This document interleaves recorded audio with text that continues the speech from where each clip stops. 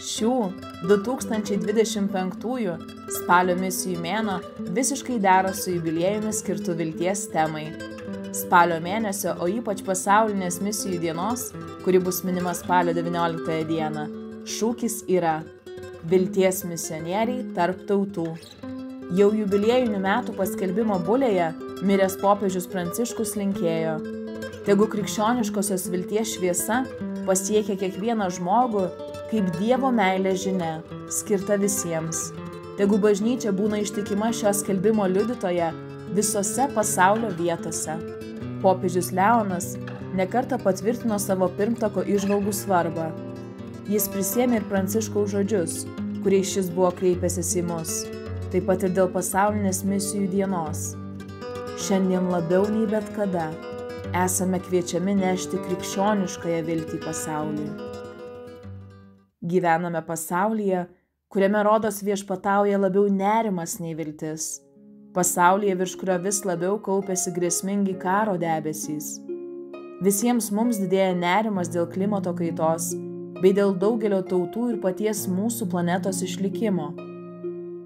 Tokioje slogioje aplinkoje mes krikščionys esame kviečiami išlaikyti gyvą tikrumą, kad Dievas nėra abejingas mūsų rūpesčiams ir kviečia mus į ypatingą misiją. Leiskimės būti vedami Dievo dvasios ir degti šventų uolumu dėl naujo evangelizacijos etapo bažnyčioje, pasiųstoje atgaivinti viltį pasaulyje, ant kurios slūgso tamsų šešėliai. Taip šventasis tėvas rašo 2025 pasaulinės misijų dienos žinioje. Mes, krikščionys, negalime pamiršti, kad mūsų tikėjimas remiasi Jėzumi Kristumi, tapusiu neteisingo ir žiauraus pasaulio auka. Pasaulio, kuris pasmerkė jį mirčiai ir dar kryžiaus mirčiai. Nors jame nerado jokios kaltės, tačiau kurį mes pripažįstame prisikėlusiuoju, tuo, kuris nugalėjo kiekvieną blogą formą, net ir tą blogį, kuris žmonių akimis atrodė nebetitaisomas. Tai mirtį. Jis gyvas ir šiandien. Čia, Velykų slėpinyje, randame savo vilties šaltinį ir esame šios vilties liudytojai bei skelbėjai. Popiežius mums kartoja pasaulinės misijų dienos žinioje.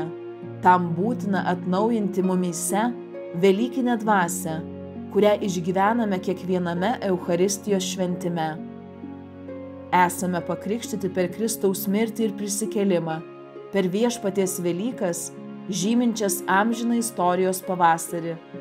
Esame tad pavasario žmonės, visada kupini vilties žvilgsnio, kurį turime dalytis su visais, nes Kristuje tikime ir žinome, jog mirtis ir neapykanta nėra paskutinis žodis apie žmogaus egzistenciją. Pirmasis mūsų įsipareigojimas šiame jubiliejinėme misijų mėnesyje – malda. Tiek kiekvienam iš mūsų, tiek mūsų krikščionių bendruomenėms. Į tai mus ragina šventasis tėvas.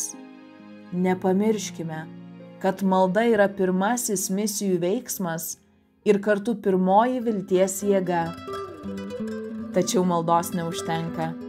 Popiežius atnaujina kvietimą vertinti pasaulinę misijų dieną pagal jos visuotinės pagalbos prasmę. Dar kartą pabrėžiu popiežiškųjų misijų draugijų tarnystę, kuris skatina pakrikštytųjų misionierišką atsakomybę ir remia naujasias vietinės bažnyčias. Taigi, pinigų rinkliava vykdoma per mišias visose pasaulio bažnyčiose pasaulinės misijų dienos metu, šiemet spalio 19-ąją, yra skirta popiežiškosioms misijų draugijoms, kurios vėliau pasirūpina lėšų paskirstimu jaunosiose misijų teritorijų bažnyčiose.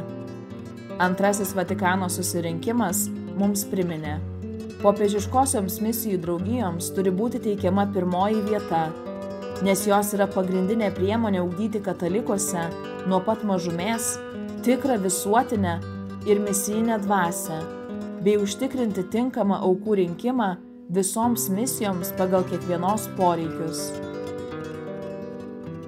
Tegul misijų spalio mėnuo mums visiems ir mūsų bendruomenėms tampa proga atnaujinti mūsų pašaukimą būti mokiniais misionieriais džiugiais viltimi, ištvermingais varge ir ištikimais maldoje.